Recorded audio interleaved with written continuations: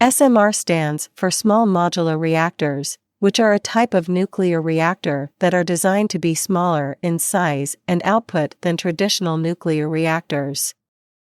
SMRs are usually defined as reactors that have a net electrical output of 300 megawatts or less. They can be designed to be factory-built and then transported to the location where they will be used, rather than being constructed on-site like traditional nuclear reactors. SMRs have several advantages over larger nuclear reactors.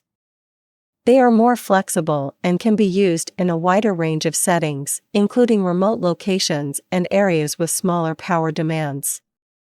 They can also be designed to be inherently safe, with passive safety features that make them less susceptible to accidents.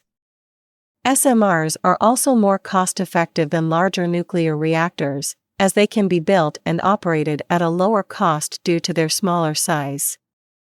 There are several different types of SMRs, each with its own design and set of advantages. Some use conventional light water as a coolant, while others use alternative coolants like liquid metal or molten salt. Some designs use fuel that can be recycled or reused, while others use traditional uranium fuel. SMRs have the potential to be an important part of the future of nuclear energy, as they can provide a flexible, cost-effective, and safe source of electricity.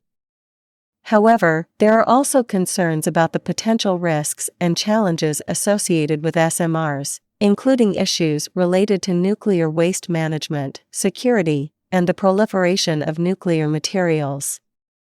Thanks for watching our channel. Do like, share, and subscribe, and press the bell icon for more interesting upcoming videos.